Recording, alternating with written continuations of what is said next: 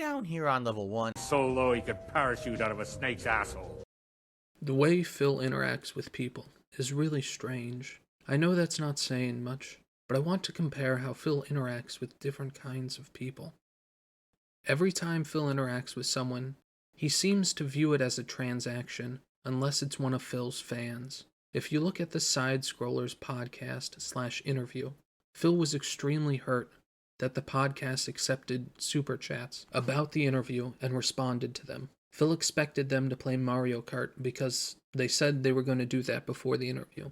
Instead, the Side Scrollers podcast was essentially a decompression stream where they talked about their reactions to the interview while responding to super chats about the interview.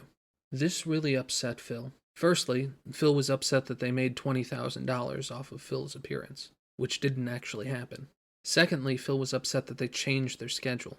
I'm not sure why Phil is so mad about that. He brings it up every time he complains about how the interview was actually some detractor deep op. I don't know if Phil's strange schedule autism is at play here, or if he simply feels used because they had a profitable stream that was about Phil without him being there. I think it's the latter because of some of the other comments that Phil's made about the interview. It's strange because playing Mario Kart wasn't a promise they ever made to Phil. It was a plan they had for their regular viewers. Phil felt betrayed because he assumed there was an unwritten agreement between him and Craig. Phil would come on the interview, Side Scrollers would get a lot of views, and then Craig would never mention the interview ever again. It was almost like there was a quid pro quo agreement for being on the podcast, and Craig somehow broke this unwritten contract by talking about the interview again. The overt explanation that Phil gave doesn't make much sense. Phil claimed he learned that they never went into the interview honestly, and Phil somehow confirmed this when they accepted troll super chats after the fact, and Adam and Craig admitted that they didn't believe Phil's story, which is weird because they told Phil to his face they didn't believe him. And Phil agreed that his story didn't make any sense when he said, "I wouldn't believe me either if I was in your shoes," during the interview. But when they said that again the next day, Phil gets mad about it? Something isn't making sense here. So that's why I think Phil viewed this interview as a transaction, which is different from how Phil initially portrayed it. He just wanted to become a regular guest and pretend to be a normal person. But what fucking normal person wants a behind-the-scenes contract about what you can talk about on a stupid video game podcast? The second group of interactions I want to discuss is all the sponsorships Phil actually took. You know, despite the fact he gloats every single day about how he doesn't have sponsorships and how that's a good thing because he would have to be dishonest and lie to his fans. So, about the sponsorships he did have. You can look at some of the Detractor Beam lore streams or some of the Tevin Back in Time streams, but Phil shilled the fuck out of every single product ever sent to him. Of course, he was terrible at it. His videos were garbage, he barely knew anything about the products, and he ended up losing every single one of the sponsorships. For all of Phil's complaining about how sponsorships mean you have to lie, go look at his 1-hour stream of ELO Hell. Phil didn't understand any of the jokes because he doesn't play MOBA games, and he clearly didn't understand how to play the game. But for some reason, Phil spent the entire hour defending the game and excusing everything because the game was in early access. Contrast that with modern Phil, the guy who can't understand a parody video about cars because apparently you need to be into car culture to recognize someone was making a joke about installing missiles into their car wheels. Or the modern Phil that rage quits current releases because he thinks they aren't finished, or they don't meet a high enough standard for Phil. Almost like the $100 he got from the Twitch bounty board turned Phil into a completely different person. And then Phil called the developers a bunch of idiots when they realized that Phil was the one advertising their game, and they asked Twitch to make sure he never got their money again. Which is the same fucking thing that happened with Side Scrollers. Interesting.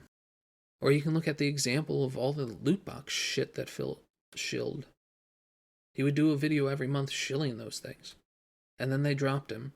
And now Phil claims they are a scam. But don't worry guys, Phil would never take a sponsorship.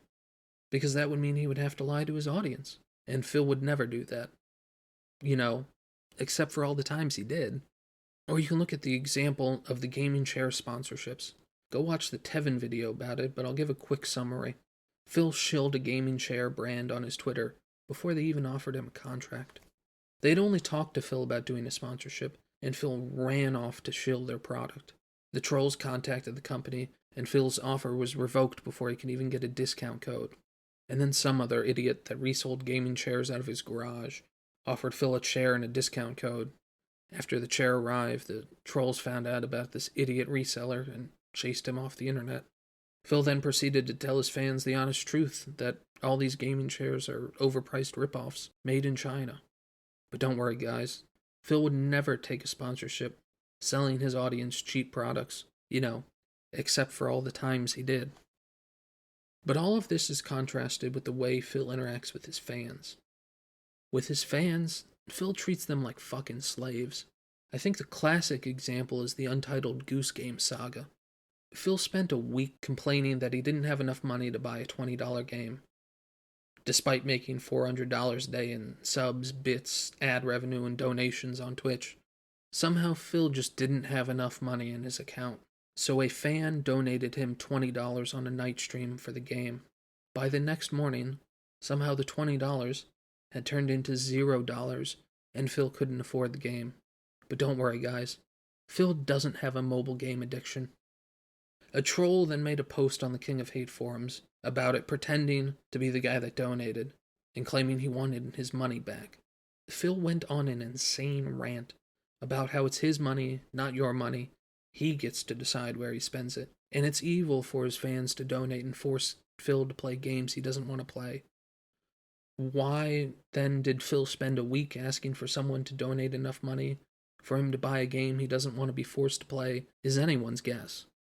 My guess is that he's a lying sack of shit, trying to scam the last fucking nickel out of his fans. But you can make your own guess. Phil's rant continued for 30 minutes, calling the guy who donated an idiot and explaining that just because you give Phil money, that doesn't mean you expect anything in return. Even when you give him money that he asks for to pay for a game he wants to play on stream, that doesn't mean you'll get it. Somehow, mysterious bills appear at 3 a.m. involving bonus gem damage and 5-star Hogans. But don't worry, guys. Phil doesn't have a mobile game addiction. And then the real donator showed up in chat and claimed he didn't make the post on the King of Hate forums. And Phil casually said, "Oh, I guess what I said doesn't apply to you." 30 fucking minutes insulting every single one of his fans and telling them Phil won't do shit for them. And then he doesn't even give an apology when it's pointed out he got trolled. What a great way to treat people who donate to him. What's Phil's line? He respects his audience too much to lie to them and shill products? Yeah, fucking right. Phil doesn't do it as often anymore, but when he originally shilled his YouTube memberships, he outright claimed it wasn't a transaction, that you weren't supposed to get anything in return for spending money and receiving a membership. It was just a way to give Phil money. But don't worry, guys. Phil respects his audience too much to shill them worthless products. Except his own YouTube channel. Or the case of the 6K statue guy. Again, go watch the Tevin video about it if you want the full story. Basically, a troll was sending Phil emails at all times of the day, getting Phil to send him pictures of Phil's stupid statue collection because the troll claimed he was going to do a $6,000 donation. And Phil was strangely adamant in the emails that the guy wasn't buying something. He was giving Phil money, and in return, Phil would give him a statue. But it's not a purchase or a transaction. At the time, Tevin wondered what fucking scam Phil was trying to pull. I think I get it now. Maybe. If you watch my video about Phil allegedly intentionally committing tax fraud in the state of Washington, I believe it's obvious that Phil knew the rules for what counted as a business in Washington state and was trying to skate the rules by claiming he didn't fall under any of the categories in the tax code for the different types of businesses. But one of the types involves a store that sells physical goods. Is it possible that Phil didn't want this to be considered a transaction because that might make him look like a business? I don't even know if the timelines match up for that. Or maybe Phil is just a sack of shit, and if it's not a transaction, the person can't get a refund. It's likely the latter, but who knows with this pig roach.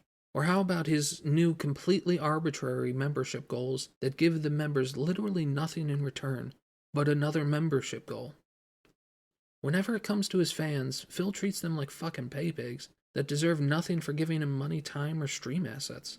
He doesn't even give the names of the people who donate all of his stream artwork and clips. The only people that get thanked are the ones that send him bottles of gin. But don't worry, guys, Phil doesn't have an alcohol addiction. Those are just some of my thoughts about the way Phil interacts with others. He treats everything like a transaction, except for when it comes to his fans. He treats his fans like fucking slaves. I mean, I've made the joke in the past about Phil's ideal job being a 1840s southern plantation owner, and it really shows when you compare how he treats his fans, who donate their time, money, and work, to how he treats companies or other content creators. The fans do everything for free and get literally nothing in return, while Phil is ready to cup the balls for any company that's out there. And for content creators, he expects a quid pro quo, where they use Phil's infamy to boost their popularity, but in return they don't insult him or say anything negative about him. How did Phil get so fucking weird? I'm like, alright, well,